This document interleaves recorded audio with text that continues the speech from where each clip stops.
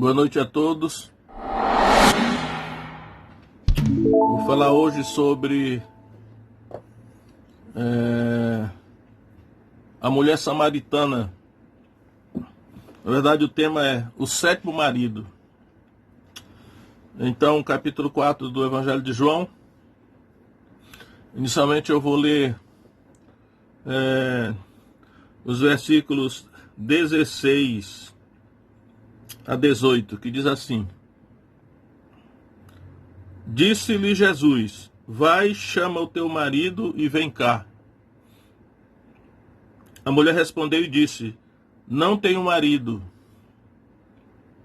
Disse-lhe Jesus: Disseste bem, não tenho marido, porque tiveste 5 maridos, e o que agora tens não é teu marido.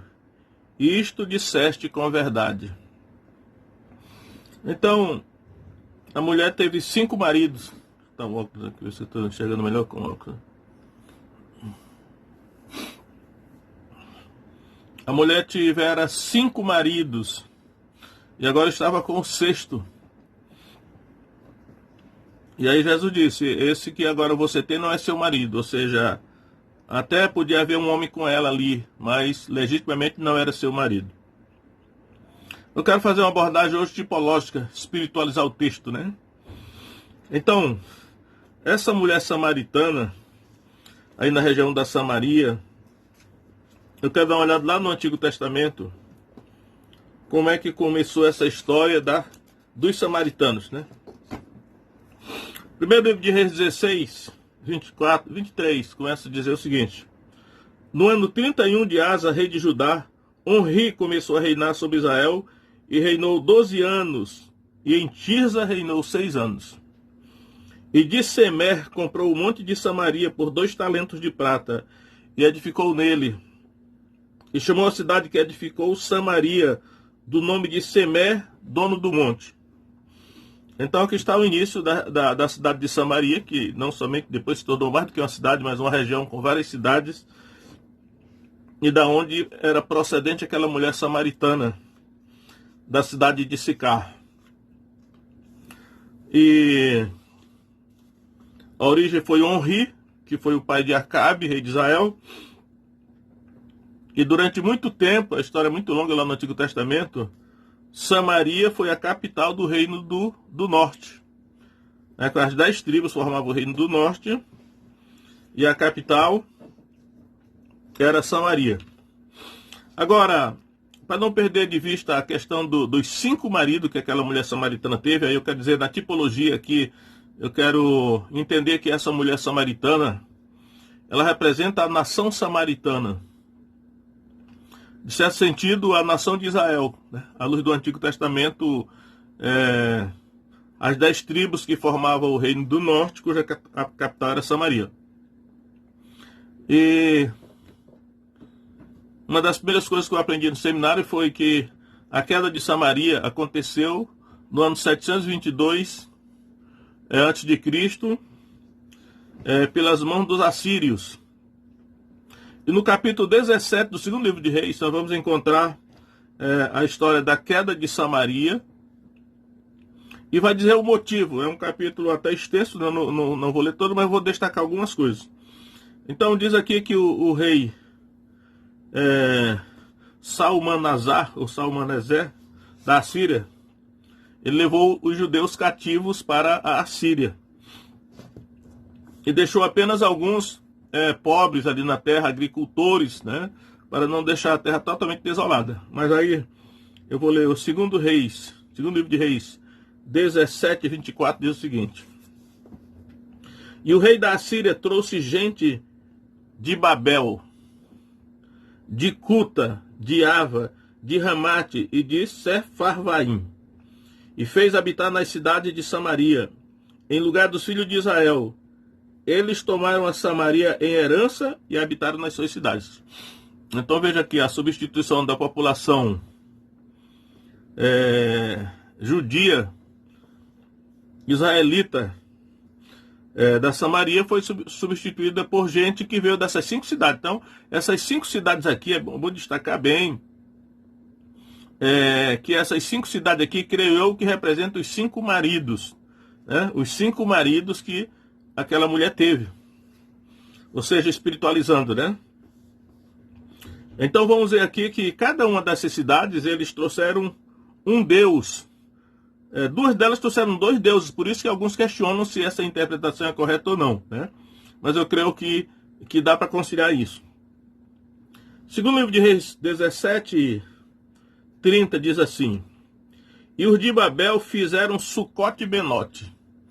Ou seja, o Deus que esses moradores de Babel que vieram para a região da Samaria, e Babel aqui, a palavra, na verdade, algumas traduções trazem Babilônia, porque no hebraico, a palavra Babel no hebraico é traduzida por Babilônia. Então, a divindade que eles, aqui diz que eles fizeram para adorar, chamava Sucote e Benote. E aí diz, os de Cuta fizeram Nergal. É a divindade, então, que esses moradores de Cuta fizeram, que está dizendo que fizeram, né? Ou trouxeram dessa região onde eles já adoravam. Os de Ramate fizeram Azima. Os heveus e os aveus fizeram Nibais e Tartaque. Aqui já apresenta 2 nomes. Por isso que alguns discordam, porque esses aveus, né? Eles deram essas 2 divindades, Nibais e Tartaque.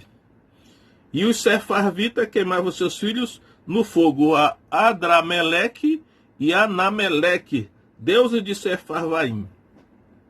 Ou seja, eram, na verdade, 5 cidades. Os nomes, porém, que são declinados aqui são de 7 deuses, mas eu acredito que cada cidade tinha um deus. E a aliança que, de certa maneira, Israel fez, no sentido espiritual, casou espiritualmente, né? Os deuses de cada uma dessas cidades, isso que representava os 5 maridos daquela mulher samaritana. E aí, só que o 6º marido, que Jesus falou que agora não é teu marido, era o próprio Deus, Jeová, né? Ou Yahvé. Algumas traduções até trazem Yahvé, que era o Deus realmente de Israel, o Deus verdadeiro, né? Com que eles tinham aliança. E aqui Deus reclama por causa dessa infidelidade de Israel, porque eles já haviam sido levados cativos por causa da infidelidade da aliança. Mas eu vou ler aqui, por exemplo, referente à aliança que Deus tinha com eles, segundo Reis 17, 34, parte B, diz assim: segundo a lei e segundo o mandamento que Jeová ordenou aos filhos de Jacó, a quem deu o nome de Israel. Contudo, Jeová tinha feito uma aliança com eles, e lhes ordenara, dizendo: não temereis a outros deuses, nem vos inclinareis diante deles, nem os servireis, nem lhes sacrificareis. E no verso 38 diz: e da aliança que fiz convosco não vos esquecereis, e não temereis a outros deuses. Então Deus está aí já advertindo ou até censurando os judeus, porque Deus havia feito uma aliança de casamento, aliança espiritual, é uma aliança de casamento espiritual com a divindade. E eles haviam feito aliança com o verdadeiro Deus. Só que Deus, ele é fiel na aliança, né? E não aceita também quebra de aliança. Por isso que ele disse que eles não poderiam ter aliança com outros deuses, né? E nem se inclinar a adorar outros deuses, como aconteceu que o rei da Síria, Salmanasar, trouxe esses habitantes dessas 5 cidades, cada uma com seu Deus, duas até com mais de um, né? Mas acredito que representa os 5 maridos, são essa aliança aí. Então esse é o contexto dos samaritanos. E quando Jesus encontra essa mulher samaritana, e aí eu digo que essa mulher samaritana, ela é uma figura, né? É um tipo de toda a nação, porque, de certa maneira, esses samaritanos, num certo sentido, representam o antigo reino do norte. As 10 tribos que formavam o reino do norte, com a capital, Samaria. E desde o início daquela nação independente, que se separou de Judá, o problema era a idolatria, né? Então, eles começaram com idolatria e continuaram na idolatria. E aí quando chega no Novo Testamento, que Jesus encontra essa mulher samaritana, eu creio que é uma aplicação espiritual do que Israel viveu no passado ali, nessa questão da aliança com Deus. Por isso que essa mulher já tinha tido 5 maridos, no caso, era 5 alianças com Deus, isso chama de politeísmo, né? Ele disse, o que agora tem não é teu marido, porque o que agora tinha era Jeová, só que eu acredito que eles não eram infiéis a Jeová, porque lá no Antigo Testamento, lá no texto que eu li ainda há pouco, fala que eles adotaram uma espécie de sincretismo religioso. Eles tanto adoravam o verdadeiro Deus, como adoravam os falsos deuses. E aqui essa mulher é uma representação disso.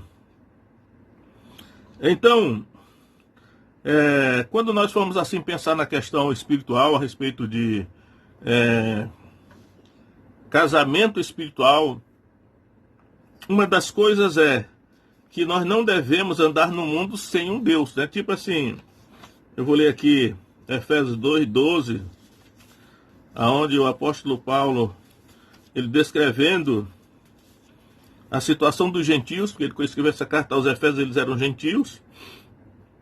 Então Paulo diz assim, Efésios 2:12, que naquele tempo estáveis sem Cristo, separados da comunidade de Israel, e estranhos às alianças da promessa, não tendo esperança e sem Deus no mundo.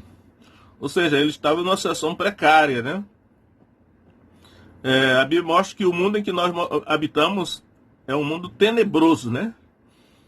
E porque está cheio de trevas. Trevas espirituais significa demônios. Demônios invisíveis que atuam de todas as maneiras por aí. Então Paulo está dizendo que os gentios naquele tempo, eles estavam sem Deus no mundo, né? Sem esperança, não tendo esperança e sem Deus no mundo. Então a pessoa que anda sem Deus no mundo é uma situação crítica, perigosa, porque você tem que ter um Deus, né? Como é um paralelo aqui entre a situação física e a espiritual, sabemos que, principalmente em algumas nações orientais ou no Oriente Médio, onde já estivemos ali algumas vezes, dificilmente uma mulher anda só, porque a mulher sozinha não é respeitada em algumas culturas. Ela deve andar acompanhada de um homem, porque o marido é que é o protetor, né? Senão ela será atacada. Isso tem uma lição espiritual, né? A pessoa que anda sem Deus no mundo, ela corre perigo. Ela tem que ter uma aliança com Deus, ou seja, espiritualmente casada. As condições conjugais que nós conhecemos são a pessoa solteira, alguns chamam de solteirice, né? Mas no mundo espiritual não deve haver solteirice, não deve haver ninguém solteiro no espiritual. Tem que ser casado com Deus, porque o Deus é que protege. Mas existe também a situação de monogamia, é o casamento com a pessoa só, no caso com um Deus só. Por isso que é o monoteísmo, né? Que é a adoração de um Deus só. Existe a bigamia, que a Bíblia mostra vários casos de bigamia. Aí a pessoa casa com 2 deuses, nesse caso aí, espiritualmente falando. Existe a poligamia, que é no caso, então, de um homem casado com várias mulheres. Isso aconteceu várias vezes no Antigo Testamento, né? Mas Deus diz assim, Deus não levando em conta os tempos da ignorância, manda agora que todos os homens em todo lugar se arrependam. E existe, inclusive, a poliandria, que é uma mulher que tem vários maridos. Nesse caso aqui, essa mulher, ela tinha adotado a poliandria, mas é claro que era sucessiva e não simultânea, né? Acredito que ela tinha tido 5 maridos, mas um de cada vez. E aí, quando Jesus disse assim, você teve 5 maridos, e o que agora você tem não é seu marido. Isso disseste com verdade. Significava que ela estava sem Deus. Ela estava na situação do gentio, estava sem Deus no mundo. E aí, nós vamos ver aqui que nesse diálogo que ela tem com Jesus aqui, nós aprendemos algumas coisas. Então, por exemplo, quando Jesus revela a situação conjugal dela, ela diz aí, Senhor, vejo que és profeta, porque Jesus fez assim um raio-x, né, da vida dela. Senhor, vejo que és profeta. E ela diz aí, nossos pais adoraram neste monte, e vós dizeis que em Jerusalém é o lugar onde se deve adorar. Ou seja, já aprendemos lá no Antigo Testamento que Samaria foi edificada sobre o monte de Samaria, né? Então ela diz assim, nossos pais adoraram neste monte, ou seja, naturalmente ela está se reportando ao início lá da cidade de Samaria. Jeroboão, filho de Nebate, que liderou as 10 tribos do norte do início, mudou o local de adoração para esse monte, que Samaria passou a ser a capital do reino do norte, a adoração centralizada lá. Mas a tribo de Judá com a tribo de Benjamim permaneceram fiéis como o centro da adoração em Jerusalém. Jerusalém sempre fala assim, o Monte Sião, mas só que o Monte Sião parece ser algo assim espiritual, né? Mas sabemos que o centro da adoração de Israel era o Monte Moriá, onde foi construído o templo sobre o Monte Moriá. E a mulher diz assim, por isso que há uma comparação aqui entre a adoração dos samaritanos e a adoração dos judeus. Os judeus adoravam no templo de Jerusalém, ou seja, no Monte Moriá. E os samaritanos já adoravam nesse monte que ela fala aí, que deve ser o Monte de Samaria, onde realmente a cidade foi edificada. Então havia uma discrepância sobre o local da adoração. Aí Jesus ele fala algumas coisas interessantes. Jesus diz assim, verso 21, João 4, 21. Mulher, crê-me, a hora vem em que nem neste monte, nem em Jerusalém adorareis o Pai. Ou seja, nem neste monte aqui de Samaria, né? E nem em Jerusalém, ou seja, no Monte Moriá, o templo de Jerusalém, adorareis o Pai, tá? Aqui ele estava colocando a adoração no Pai, né? E aí ele diz, vós adorais o que não conheceis. Nós adoramos o que conhecemos, porque a salvação vem dos judeus. Então, algumas versões têm, vós adorais o que não sabeis, acredito que dá para entender melhor, conheceis, que como a NVI, por exemplo, traz conheceis. Então Jesus está dizendo o seguinte, ele está dizendo, olha, vocês os samaritanos adoram sem conhecer. Vocês não conhecem a Deus, né? Vocês não conhecem a Deus. Apesar de que os samaritanos tinham um Pentateuco. Existe o famoso Pentateuco samaritano, mas mesmo tendo o Pentateuco, ele discordava dos judeus quanto ao local da adoração. Aí Jesus disse, olha, vós adorais o que não conheceis, que vocês samaritanos adoram sem conhecer. Parecia aqueles atenienses que adoravam um altar ao Deus desconhecido, no altar sobre o Deus desconhecido. Eles aqui, apesar de ter os Pentateuco samaritano, mas Jesus diz que eles adoravam sem conhecer. Aí Jesus diz, nós adoramos o que conhecemos. E quando Jesus diz nós, ele está dizendo nós os judeus, né? Porque Jesus se considerava judeu, algumas vezes não se considerava, mas às vezes sim. Nós adoramos o que conhecemos, ou o que sabemos, porque a salvação vem dos judeus. Então, como Jesus estivesse dizendo assim, essa polêmica, essa disputa entre judeus e samaritanos, ela é totalmente desnecessária, porque quem realmente está correto no local, com respeito ao local de adoração, são os judeus, né? Por isso, a salvação vem dos judeus. Então, de certa maneira, Jesus está aqui dizendo que os samaritanos não estavam errados com respeito a ficar disputando com os judeus sobre o local de adoração. Mas na sequência, Jesus vai dizer o seguinte, verso 23. Porém, a hora vem e agora é. Olha só, no verso 21, Jesus diz assim, mulher, crê-me que a hora vem. Ele só diz aí, a hora vem, mas ele não diz quando. Essa é a maneira que Jesus várias vezes falou assim. E no verso 23 diz, a hora vem e agora é. Quando ele diz agora é, significa então que a partir de agora, deste momento agora, chegou o momento em que ele está falando que aquilo que ele vai falar vai começar a acontecer a partir de agora. Então, chegou o tempo, né? A hora vem agora em que os verdadeiros adoradores adorarão o Pai em espírito e em verdade. Ou seja, Jesus, a meu ver, ele insinua que nem os judeus nem os samaritanos são verdadeiros adoradores. Mas ele disse, a partir de agora, quando eu disse agora é, a hora vem e agora é, a partir de agora, os verdadeiros adoradores adorarão o Pai em espírito e em verdade. E naturalmente, ele está se referindo aí que uma nova era havia chegado. É possível, inclusive, que a mulher tenha entendido isso, né? Que ele quis dizer, porque ele diz aí, o Pai procura tais que assim o adorem, né?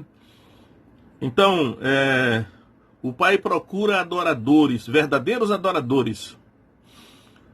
Ou seja, apesar de que havia adoração em Samaria e havia adoração em Israel, Jerusalém, no templo, mas Jesus está aqui dizendo que provavelmente ele está ensinando que essa adoração é falsa, porque ele diz os verdadeiros adoradores prestarão uma verdadeira adoração e que o Pai, Deus o Pai, ele procura esses verdadeiros adoradores. Então ele vai dizer aí, Deus é Espírito e importa que os que o adorem em Espírito e em verdade. Então ele está dizendo, o importante não é o local da adoração. O importante não é o local, porque nem em Jerusalém, nem neste monte que vocês vão adorar o Pai. A hora vem agora o local de adoração não é importante, a forma da adoração, o modo da adoração. Como é que nós devemos adorar? Ele diz em Espírito e em verdade. E aí, assim, em qualquer lugar, aliás, nesse momento agora que estamos vivendo dessa questão aí, dessa restrição que é no mundo todo, né, as nossas liberdades de reunião, é bom atentar mesmo para isso, né, que não é o lugar, mas a forma de se... o Pai procura os verdadeiros adoradores. E eu já quero assim fazer um parênteses aqui, porque, novamente, aquela questão dos músicos, né, eu já vi músico dizendo, na época eu nem atentei para isso, um músico disse assim, olha, Deus não procura pastores, Deus não procura evangelistas, Deus procura adoradores. Ele está entendendo que adoradores eram músicos. Eu me senti até diminuído, de puxa vida, os músicos são urbanos, Deus procura músico. Mas ele estava errado, né? Porque adoração aqui não significa música.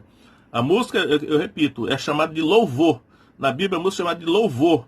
Adoração é um termo mais amplo, inclui todo tipo de serviço para Deus, né? Através dos dons espirituais, todo o serviço prestado a Deus é uma forma de adoração, porque adoração é serviço. A música é uma forma de adoração só. Então, se algum músico aí pensa que Deus está procurando músico, está enganado, porque ele procura adoradores, pessoas que o sirvam através dos dons espirituais que ele deu a cada um. Então, ele diz assim, Deus é Espírito, importa que os que o adorem em Espírito e verdade. Então, Espírito em verdade, eu entendo hoje que em Espírito se refere ao Espírito Santo, né? É o Espírito Santo que nos move a servir a Deus, a adorar a Deus, porque ele que diz para os dons espirituais, cada qual dentro da sua capacitação, que o Espírito Santo dá, é em Espírito, é a energia do Espírito Santo que nos move para servir a Deus, seja em qualquer área, até na música ou na palavra. E em verdade é a palavra. Né? A palavra sempre é a Escritura. Essa dobradinha aí, ela está por todo o Novo Testamento. Né? Em Espírito é por meio do Espírito Santo. A energia do Espírito Santo, a presença do Espírito Santo em nós. E a palavra é a palavra de Deus, né? A palavra de Deus, a Escritura. A adoração tem que ser conforme a Escritura, o serviço conforme a Escritura. E assim como uma locomotiva. O Espírito Santo é o poder que move a locomotiva. E a palavra de Deus são os trilhos. Né? Os trilhos sem o poder para mover a locomotiva não funciona. Só o poder para movimentar o trem sem os trilhos vai terminar em desastre também. Então sempre é necessário. Em espírito e em verdade. Essa é a forma de adoração que Jesus está aí falando para essa mulher. E a mulher entendeu isso porque ela entendeu que os judeus adoravam o Pai, né? Seguindo toda a orientação do Antigo Testamento. Os samaritanos, por causa daquela questão da mistura, do sincretismo que houve lá, quando deliberadamente Salmanasar, rei da Síria, fez aquela mistura no culto, eles contaram de certa maneira, em parte pelo menos, né, sem entender bem. Mas aí Jesus está descartando aqui a forma de adoração dos judeus e a forma de adoração dos samaritanos. Aí poderíamos até incluir aqui o islamismo, né? Às vezes eu olho para o islamismo e penso naquilo que Paulo disse. Tem zelo sem entendimento. Né? Eles têm zelo por Deus, mas não têm entendimento. Porque, de certa maneira, o islamismo ele é originado tanto do judaísmo como do cristianismo. Então, uma mistura, de uma espécie de sincretismo também. Mas Jesus está dizendo que, a partir de agora, o Evangelho, é Jesus Cristo, é o Filho de Deus, né? Esse que é o sétimo marido. E a mulher entendeu isso porque no verso 25 ela diz: a mulher disse-lhe: eu sei que é o Messias, que se chama o Cristo, vem, quando ele vier nos anunciará todas as coisas. E Jesus disse-lhe: eu sou eu que falo contigo. Uma coisa tremenda aí é que em todo o Novo Testamento, Jesus, ele não se revela para ninguém diretamente dizendo que ele é o Messias. Ele às vezes fala de maneira indireta, mas a essa mulher aqui é a única pessoa a quem Jesus diz diretamente, sem nenhum rodeio, que ele é o Messias. E aí a gente percebe então que a mulher entendeu, né, que a esperança messiânica, que naturalmente os samaritanos também tinham, que ela diz, né, eu sei que vem o Messias, quando ele vier nos anunciar todas as coisas, Jesus diz: eu sou eu que falo contigo. Então o Messias era o sétimo marido, né? O que aquela mulher andava procurando tantos maridos, e aí assim, Israel, e aí eu digo todas as nações, né? Todas as nações, nós vemos esse fenômeno aí na questão no estudo da missiologia, que muitas vezes a fé, cidades inteiras, né? Cidades se convertem de uma vez só, nações se convertem de uma vez só. E a adoração que era prestada naquela cidade lá era uma adoração por cidade. Cada cidade estabelecia a divindade que deveria adorar. Então, hoje essa mulher, de certa maneira, ela representa não só de certa maneira, alguma religião, tipo o judaísmo, o islamismo, mas ela representa todas as nações. Todas as nações estão à procura de um Deus. Todas as nações estão fazendo casamentos, né, com alguma divindade. Mas aqui Jesus está ensinando que o sétimo marido, que é ele, né? O sétimo marido, que é ele, é isso que ela estava procurando, porque essa busca dela por água, né, entendo eu que ela foi ali meio-dia para tirar água daquele poço para beber, era água para beber, porque ela queria saciar a sua sede. A sede é uma sensação muito difícil é insuportável, né? E ela ia buscar água para saciar a sua sede. Por isso Jesus começa a conversa com ela dizendo, né? Que eu tenho água para lhe dar, que aquele que beber da água que eu lhe der, nunca mais terá sede. Então, essa sede, essa insatisfação que as nações têm, de certa maneira até as religiões têm, porque está procurando o sétimo marido, né? E Jesus é esse sétimo marido. Realmente ele é o Messias. A mulher disse: eu sei que vem o Messias. Então a esperança messiânica os samaritanos tinham, como os judeus também tinham, ainda tem. Só que o Messias já veio, mas nem todos creram, né? E ele virá de novo. E aí, quando chega aqui no verso 28, diz assim: deixou, pois, a mulher o seu cântaro, foi à cidade e disse àqueles homens: vinde, vede o homem que me disse tudo quanto tenho feito, porventura não é este o Cristo? Então, o fato dessa mulher ter deixado o seu cântaro à beira do poço fala muito alto. De repente, ao conversar ali com Jesus, ela, naturalmente, alguma coisa mudou nela, né? Porque ela abandonou o cântaro, deixou, pois, a mulher o seu cântaro e foi à cidade falar e testemunhar de Jesus, né?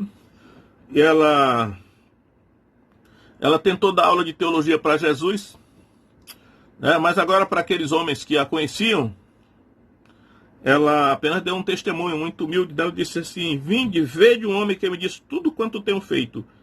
Porventura não é este o Cristo?